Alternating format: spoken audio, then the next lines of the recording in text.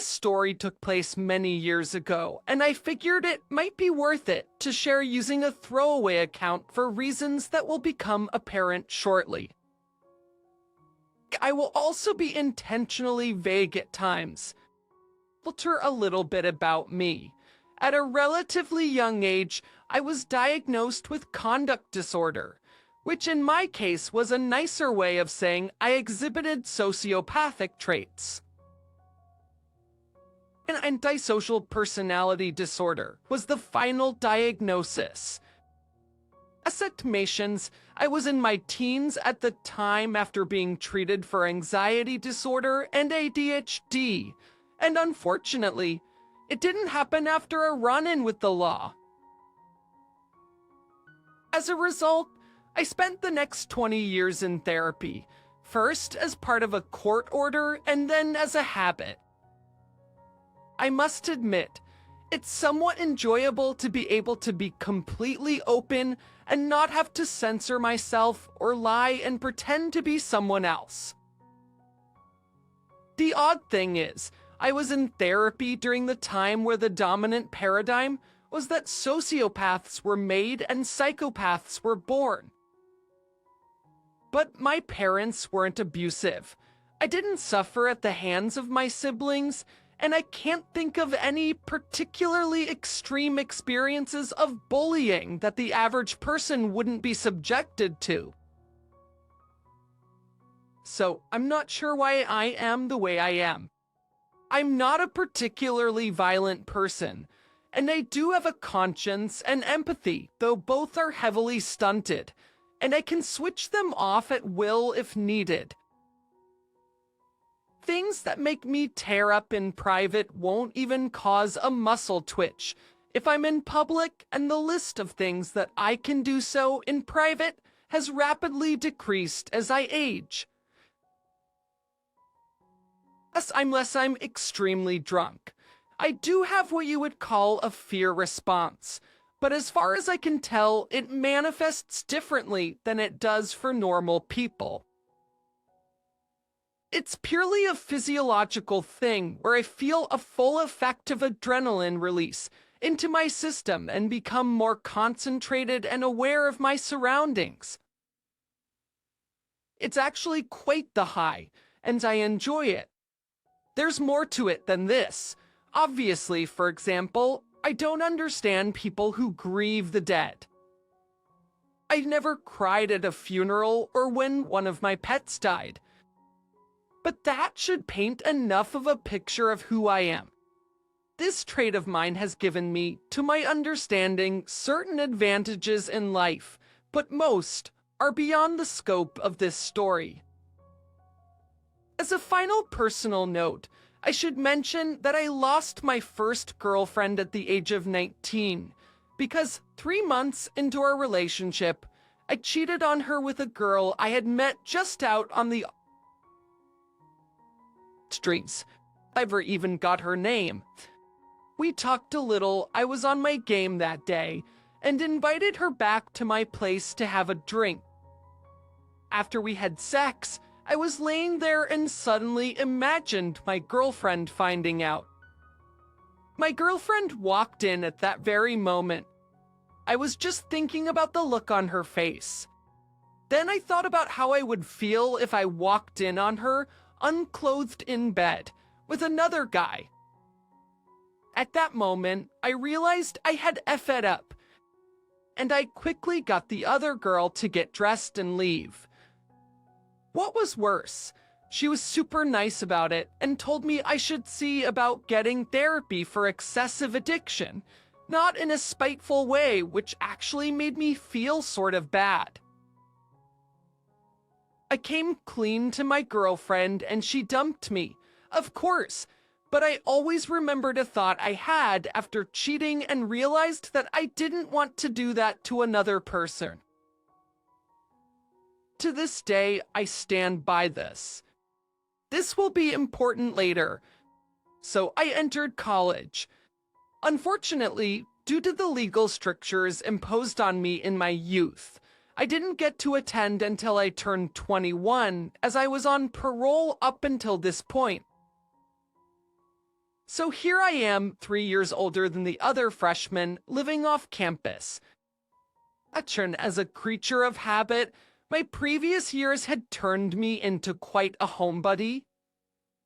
I made a few friends, but didn't really have any romantic connection for years. I hooked up here and there as one does, but on the whole, I was fairly alone. Enter my first real serious relationship, a girl I met on Tinder. We'll call her Anna. Anna and I met up right after my roommates had moved out of my apartment. I had a 2-bedroom place for $500 a month, which was cheap even for the time, especially considering they allowed pets.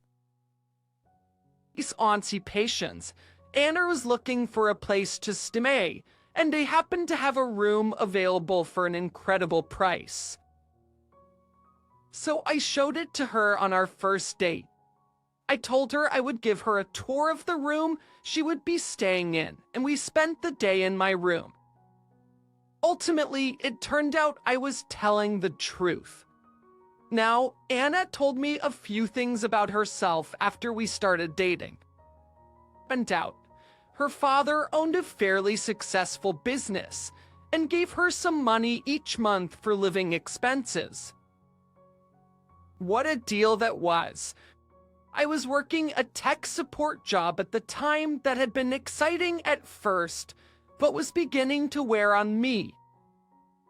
Luckily enough, this happened with every job I got. So I put in for an indefinite leave that involved a few white lies, and she and I essentially became unemployed with a monthly stipend to get by. This was the state of things for over a year, and those were the good times. We ended up getting a dog together, and I love that furry little bastard more than any person alive. He's still with me to this day, though he's much older now and on his last leg, but I am hopeful he will last another year at least. Miss Anna got her own car, so now we have 2, but things started to fall apart when the police came by one day and asked to speak with her. She left with them early in the morning. They knocked at the door. She answered it, came in and told me the police wanted to talk to her about something and left. After a few hours, I still hadn't heard from her. I tried calling her phone, and it went unanswered. Finally, in the early afternoon, I got a phone call from the county jail, played the collect call message and everything, and provided her name as the one calling. But turns out, she hadn't been given a monthly stipend from her dad every month. She just knew his account information and was accessing it without his knowledge or consent. But he filed a police report when he found out she was being charged with misdemeanor fraud. She wanted me to bail her out. Okay, fine. So I went through the process of finding a bail bondsman, using what cash reserve we had to deal with him and getting her out. The whole thing was long and painful, and now she had to show up to court on a set date, and she had lost her job in the interim, even though she was only in there for about 4 days. So without an income source, I went back to my prior job and was fortunate that they were glad to hire me back. The timing almost couldn't have been better. They were just about ready to look for some new hire and had a project I could work on until they were actually ready. So I began to work pretty much the next week. Funny problem solved. Of course, I also took the graveyard shifts because they paid slightly better. Actually, I had to sleep during the day now, and our time together was cut into as a result, but it made things workable. Unfortunately, Anna now had too much time on her hands. She would often walk our dog around the neighborhood just to get out of the house. That's how she met Steve. Steve was a guy who lived a couple of neighborhoods away, and had a dog of his own. He would go running with his dog a few miles every few days, and on one of these days, he happened to cross paths with Anna. But to this day, I don't know exactly how it happened, and I don't exactly care either. But they became fast friends. Steve smoked weed. Anna also smoked weed. I didn't, not out of any sort of principle, but because I didn't like how it made me feel. Unless I was commensurately drunk, it always gave me what one might call a bad trip. I'm talking hallucination and full-on dissociation. I am not sure if it has anything to do with my sociopathic tendencies, but I do know that I don't like the stuff, but I am fine with others partaking.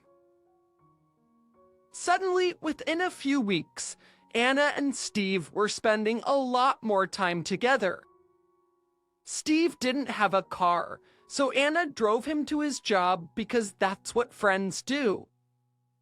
This is when I started, though I didn't realize how common they are among cheaters at the time, and they started fighting with me over small comments.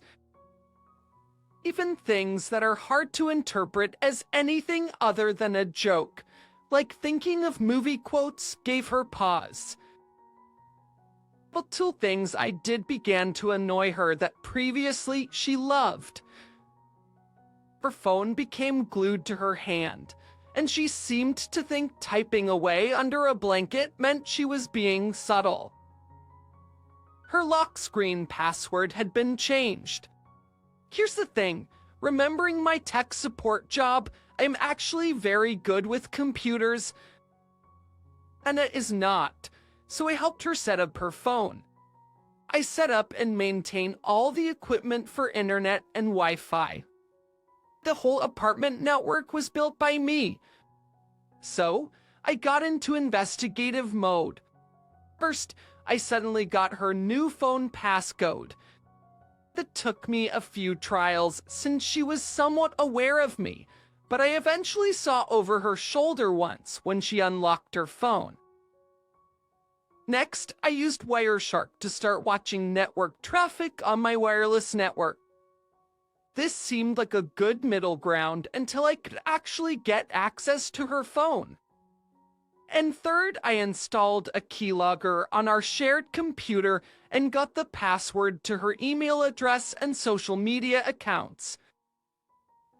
Facebook and its messaging service were in widespread use by this time. Now here is where things get interesting. I checked her email and found that I didn't even need to log in. She had failed to log out after her last use and found a sent email to a different friend of hers, mentioning how they ran into Anna and Steve at Walmart a week back, and talking about how Steve was hot. So I ended up asking her about it, saying that I was auditing a wireless network for intrusion attempts and saw she sent that email because she didn't encrypt it. She got defensive at first, saying that I should have told her if I was going to spy on the internet. I said I didn't think I had any need to at the time and again asked her about the email. She said I should have come to her without jumping to conclusions or accusing her of something. I calmly pointed out that I was doing exactly that. After I said that, she forced herself to calm down and said she really meant me, not Steve, and just hadn't read the email closely. It seemed plausible on the surface since Steve's name had only come up once, and it was her friend who said it. So I openly accepted this information and asked that she just correct the misunderstanding with her friend, which she did right in front of me to prove she was doing it. I didn't bother pointing out how empty a gesture this was, or how her immediate defensiveness wasn't the only red flag she had been displaying. She had been displaying or mentioned that she and I hadn't run into any of her friends while out and about lately.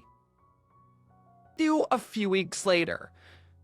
I'm still trying to find a good time to access her phone, and she tells me she's going to visit her family in the city about 2 hours away over the weekend. I can't go because I have work.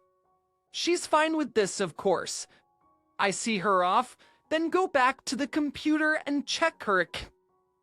Nothing immediately jumps out as far as messaging or emails, but I do find a search history for a bed and breakfast in the area she said she was going to go. It's how odd that someone who is going to visit family would be looking up hotels. She's silent the entire weekend. No phone call, no text, no nothing. When she came back, she's in tears, saying she's sorry she went off the grid. But her family had her committed over the weekend, saying that they were afraid she would harm herself. But she thinks they just wanted to punish her more for stealing money from them. So I hugged her, told her it's okay. It's not her fault. I still love her and so on. If she is going to lie to my face, I will respond in kind. But this seems to put her at ease.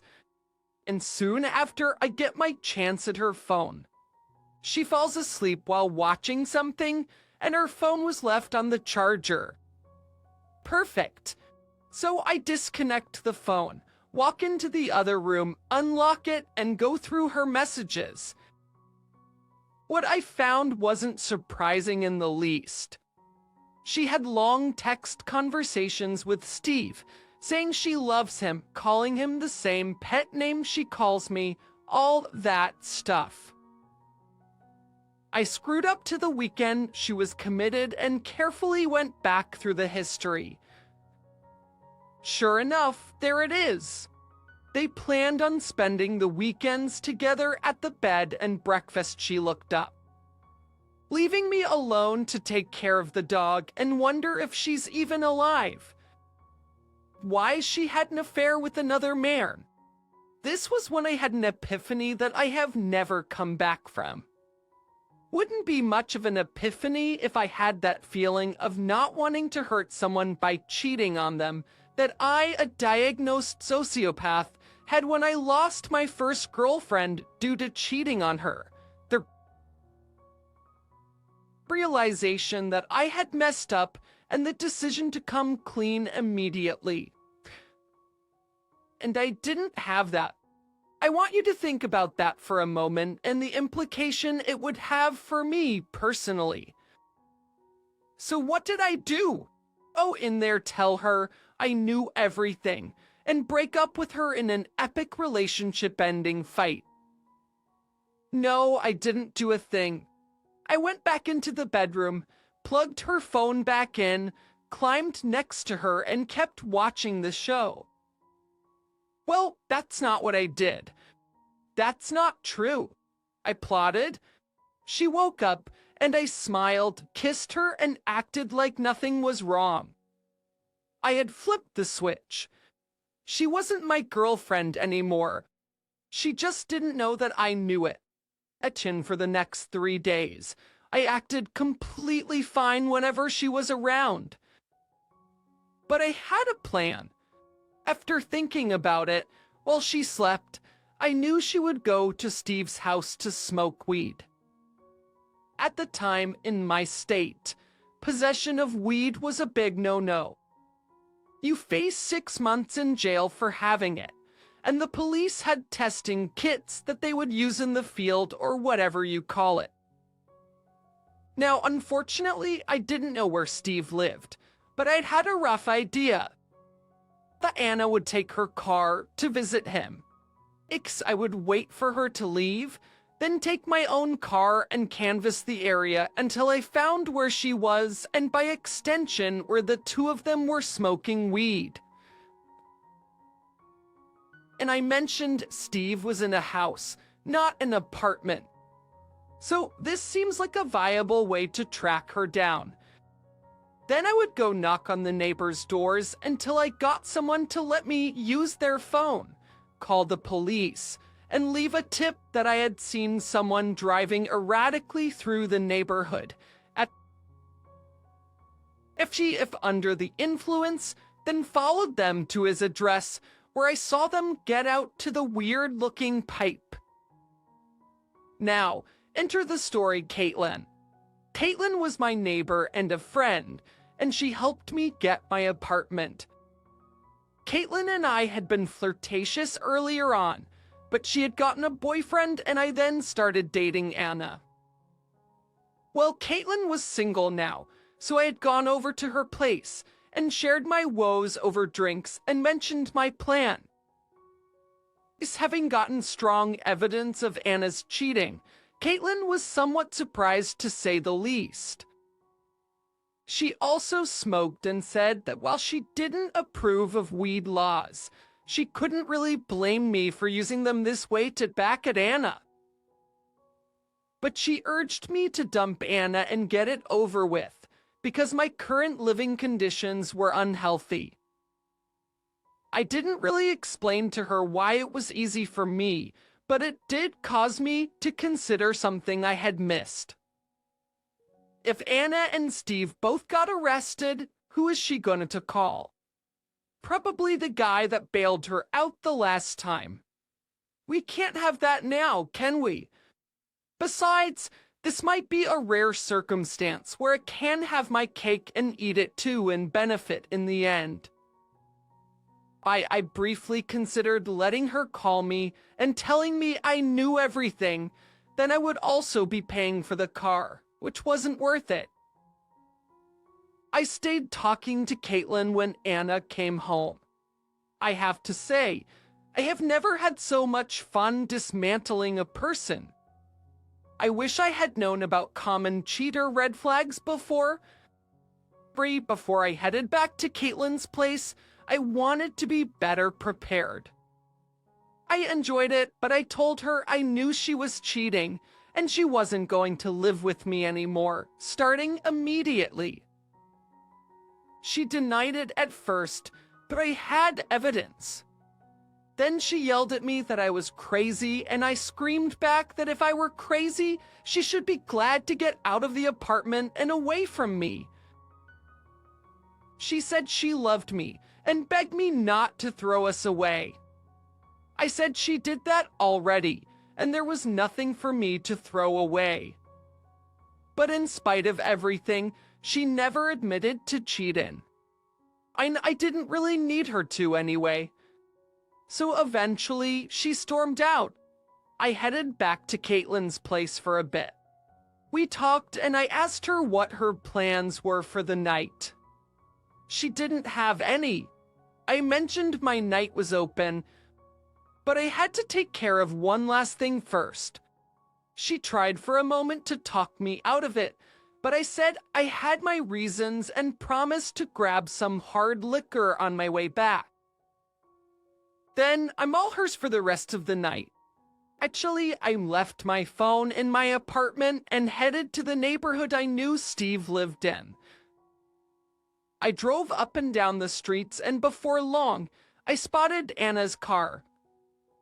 I made a note of the house she parked at. It was in the driveway, which was good.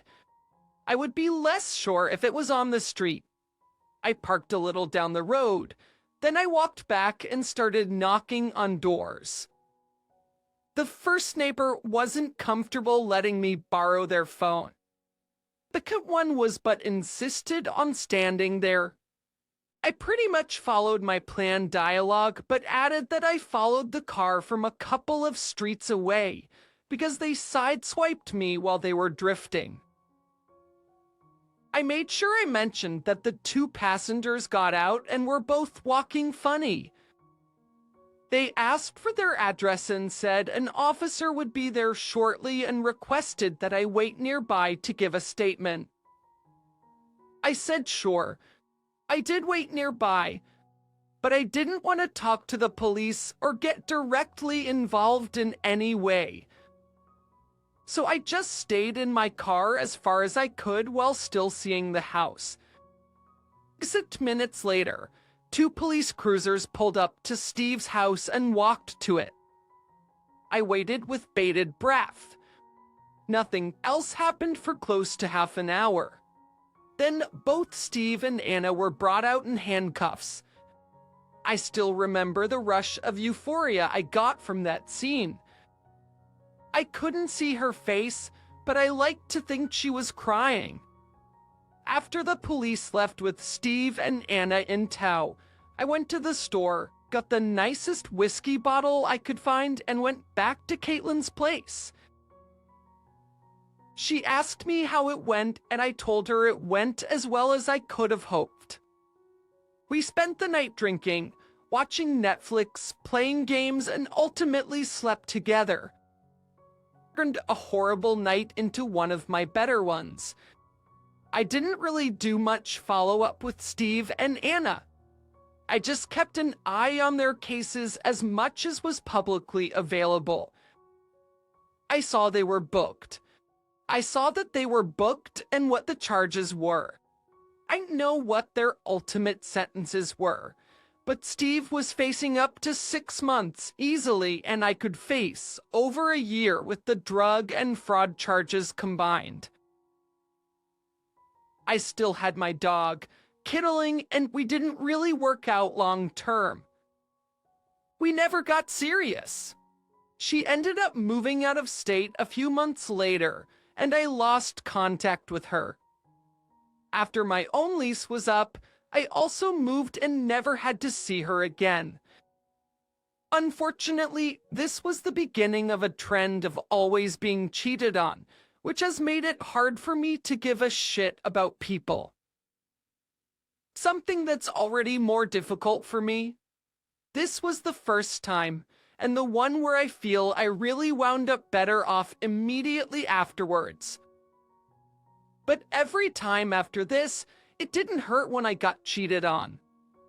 It got me excited because most of the time, I have to play in your world. Like when you cheat on me, that's when we're playing in mine, and I'm going to be so much better at it than you are. So here's my reaction. Well, the original poster is not only sociopathic, he also lacks the ability to pick decent girlfriends. That is why all his girlfriends have been cheating on him. See, Anna lied to him about getting money from her father. Even when he found out that she lied to him and was stealing from her father, he still bailed her out. So she didn't only betray her father, she betrayed him too. But he lacks the ability to judge character. If she lies to her father, what did he expect her to do to him? So he still lived with her, he still slept with her, even though he knew she lied to him and she lied to her family. She's a thief, so he can't really judge her for that because she knows who she is. This story is more about an expose on the original poster, not really his girlfriend because she's already a proven criminal. And the sad story here is the original poster is blaming women for cheating on him. Why is he the person that's picking these terrible women, even though he knows that the women are terrible? He continues to stay with them in the relationship till they cheat on him, and then he acts surprised. I think he's a bit delusional, thinking that he's playing a game. He's playing a game with himself and wasting his time. If a girl shows you who she is, believe her. If she steals from her family, believe her. She's a thief. She's a liar. It's not a very far stretch from being a thief to being a cheater. So if a girl will lie to a family, steal from a family, she's definitely going to cheat.